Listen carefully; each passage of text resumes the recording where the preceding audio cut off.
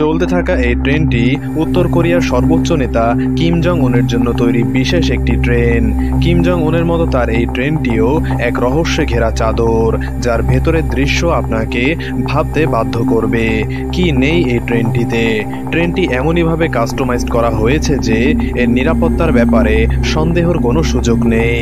ট্রেনটির প্রতিটি ম্যাটেরিয়ালই বুলেট প্রুফভাবে তৈরি।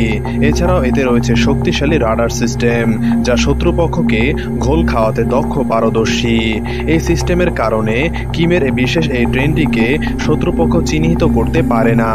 যদি ভুলক্রমে চিহ্নিত করেও ফেলে, তাও বুঝতে পারবে না কোন ট্রেনটিতে কিম জং উন রয়েছে, কেননা কিমের থাকা ট্রেনটির সামনে ও পেছনে হুবহু আরও দুটি ট্রেন থাকে, যার ফলে সঠিকভাবে নির্ণয় করা অসম্ভব।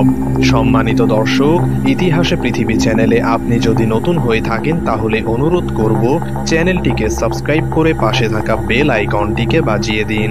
চলুন শুরু করা যাক।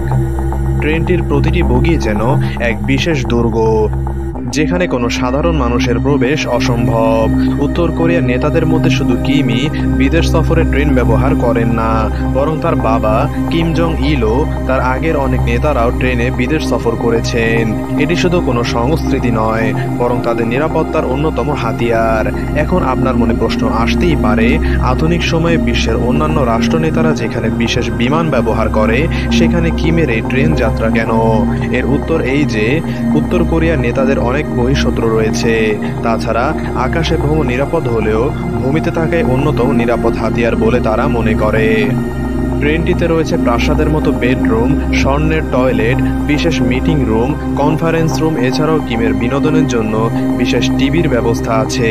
তাছাড়া কিম জং উন যেহেতু ট্রেন সফরের মাধ্যমে বিদেশ ভ্রমণ করে, তাই এই সফরে 2 থেকে 3 দিন সময় লাগে।